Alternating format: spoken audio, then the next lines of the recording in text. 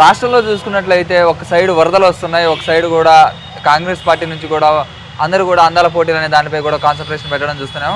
రైతులందరూ కూడా అందాల పోటీకి వెళ్ళి వాళ్ళ రాజకీయ నాయకులు పోతున్నారు, మా సైడ్ ఎవరు చూడటానికి కూడా రావట్లేదని చెప్పి కూడా వాళ్ళందరూ కూడా చాలా హర్షం వ్యక్తం చేస్తున్నారు. మన దగ్గర ఇప్పుడు మహమ్మద్ ఫయాజ్ గారు ఉన్నారు, మనం అడిగి తెలుసుకుందాం. నమస్తే అన్న. నమస్తే. అసలు ఈ రాష్ట్రంలో ఏం జరుగుతుంది? ఒకవైపు ఏమో రైతులందరూ కూడా ఘోషపడుతున్నారు, ఎంతోమంది కూడా ఆత్మహత్యలు చేసుకుంటున్నారు, వాళ్ళ ధాన్యం కూడా నీళ్ళలో తడిచిపోయిందని చెప్పి కూడా వాళ్ళందరూ కూడా అంటున్నారు. దానికి మీరు ఏం చెప్తారన్న? అయితే మా మా మంత్రివర్గం మరి అంటే రాత్రి నుంచే కదా ఈ వాన నిన్నటి నుంచి వస్తున్నాయి. ఇప్పుడు వాళ్ళకు కూడా మరి అక్కడ బిజీ ఉండడం వల్ల పోలేదేమో, కానీ ఇమీడియట్లీ మా రేవంత్ అన్న మరి ఇన్స్ట్రక్షన్స్ ఇచ్చి ఉంటారు. తప్పకుండా వాళ్ళు పోతారు. ఈరోజు రేపు మధ్యలో పోయి వాళ్ళ యొక్క కష్ట నష్టాలని, వాళ్ళ యొక్క స్థితిగతులను తెలుసుకొని వాళ్ళకి కంపెన్సేషన్ అనేది తప్పకుండా మా కాంగ్రెస్ గవర్నమెంట్ ఇస్తుందని నాకు నమ్మకం ఉంది. ఆరెంజ్ అలర్ట్ అనేది వచ్చింది మన తెలంగాణలో. ఆరెంజ్ అలర్ట్ అంటేనే మన కలెక్టర్ స్థాయి నుంచి మరి ఎంఆర్ఓ స్థాయి నుంచి అందరూ అలర్ట్ అవుతారు. ఓకే, పోలీస్ సిబ్బంది, తర్వాత రెవెన్యూ సిబ్బంది అందరూ పనిచేస్తూనే ఉన్నారు. కాకపోతే కొన్ని చోట్ల బాధ అంటే చేరుకోలేకపోయారేమో. తప్పకుండా ఈరోజు చేరుకొని ఉండొచ్చు. కొన్ని ఛానళ్ళు మరి చూపిస్తూనే ఉన్నాయి, కానీ రాబోయే కాలంలో వాళ్ళ యొక్క నష్టాన్ని పూరుస్తారని అంటే కాంగ్రెస్ ప్రభుత్వం రైతులందరికీ కూడా అన్యాయం చేస్తుందని చెప్పి రైతులు కూడా చాలా గోస పెట్టుకొని అంటున్నారని చెప్పి కూడా చెప్తున్నారు. దానికి మీరు ఏం చెప్తారు? అంటే వాళ్ళని పట్టించుకోవట్లేదని చెప్తున్నారు. పట్టించుకోవట్లేదంటే ఇప్పుడు మన ఇది 2 లక్షల రుణమాఫీ చేసి అందరికీ కాలేదంట కదా. అయితే తర్వాత వచ్చేసి మరి 5 ఎకరాల లోపల ఉన్న వాళ్ళకి పంటకి డబ్బులు ఇచ్చారు. ఇంకా మన ఎరువులు, ఫెర్టిలైజర్స్ అవి కూడా సబ్సిడీలో ఇస్తున్నారు. మరి ఇంకా ఏమైనా మరి వాళ్ళకి ఇంకా ఏమైనా ఉన్నాయేమో సమస్యలు, అవి ప్రభుత్వం దృష్టికి తీసుకొస్తే తప్పకుండా మా రేవంత్ రెడ్డి ప్రభుత్వం తప్పకుండా చేస్తుంది. ఓకే, అలాగే ఇప్పుడు మనం చూసుకున్నట్లయితే జ్యోతి మల్హోత్రా ఒక దేశద్రోహి, మన దగ్గర నుంచి ఆ ఇన్ఫర్మేషన్ అంతా కూడా పాకిస్తాన్కి చేరవేసిందని చెప్పి కూడా అరెస్ట్ చేయడం జరిగింది. దాని గురించి మీరేం చెప్తారు?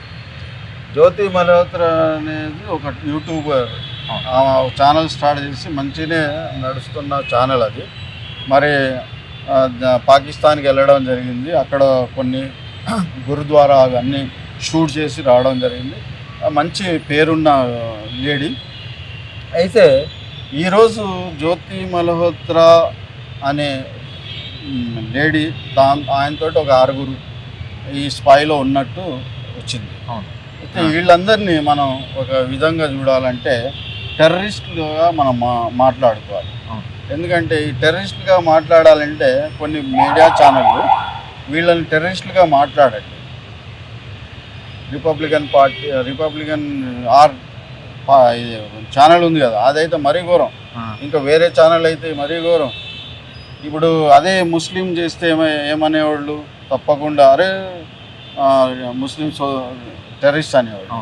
ఇప్పుడు ఆమె టెర్రరిస్ట్ అనట్లేదు. నాకు బాధ అనిపించేది ఏంటంటే, ఎవరినో ఏదో ఫంక్షన్లో పోతే ఒకడు కలిసిండంట, ఇక ఆయనకి ఈమెకు లింక్ పెడతారు. ఓకే, అది లింక్ పెట్టడం మర్యాద కాదు. నువ్వు ఉన్నట్టు చెప్పరాదు భయ్. దేశద్రోహి అంటే టెర్రరిస్ట్ అను, హిందూ టెర్రరిస్ట్ అనొద్దు, తప్పదు. ముస్లిం టెర్రరిస్ట్ అని కూడా చెప్పొద్దు, అది కూడా తప్పే. నువ్వు టెర్రరిస్ట్ అంటే టెర్రరిస్ట్గా భావాలు ఉన్నది కాబట్టి టెర్రరిస్ట్ అని చెప్పండి, అంతే. ఆ మల్హోత్రా చేసిందా ఇంకోళ్ళు చేసిందా అది మనకు అనవసరం. ఆమె చేసింది తప్పు. అంటే మీ భావనలో మనం ఏమనుకోవచ్చు అంటే, హిందువులు చేస్తే ఒక విధంగా చెప్తున్నారు, ముస్లిం చేస్తే ఒక విధంగా చెప్తున్నారు అని అంటున్నారు. ఎందుకట్లా అంటే ఏంటంటే నేను చెప్తున్నా కదా, ఇప్పుడు ఉన్న పరిస్థితుల్లో ఆర్ఎస్ఎస్ బీజేపీ యొక్క గవర్నమెంట్ నడుస్తుంది. ఈ గవర్నమెంట్ అనేది వీళ్ళంతా ఏం చేస్తున్నారంటే, నేను ఫస్ట్ చాలా సందర్భాల్లో చెప్పిన, ముస్లింలకు ఒక విధంగా చూస్తే హిందూ ఓట్ బ్యాంక్ వస్తుందనే భావనలో బీజేపీ ఆర్ఎస్ఎస్ వాళ్ళు ఉన్నారు. అందువల్లే మా ముస్లిం సోదరులకు ఈరోజు టార్గెట్ చేస్తున్నారు. రాబోయే కాలంలో ఇదే టార్గెట్ క్రిస్టియన్లకు చేస్తారు, ఇదే టార్గెట్ సిక్కులకు చేస్తారు, ఇదే టార్గెట్ ఎస్సీకి చేస్తాడు, ఇదే టార్గెట్ ఎస్టీకి చేస్తాడు, ఆదివాసులు కూడా ఇదే టార్గెట్ చేస్తారు. ఓకే. ప్రస్తుతానికి ఏంటంటే మమ్మల్ని చూపించి వాళ్ళు ఓట్ బ్యాంక్ చేసుకుని రేపు రాబోయే జమిలీ ఎలక్షన్లు వస్తాయి. ఆ జమిలీ ఎలక్షన్లో తప్పకుండా వీళ్ళు విజయం సాధిస్తారు. విజయం సాధించిన తర్వాత ఎవరికి అతో సంబంధం లేదు, ఏ ఎలక్షన్తో సంబంధం లేదు.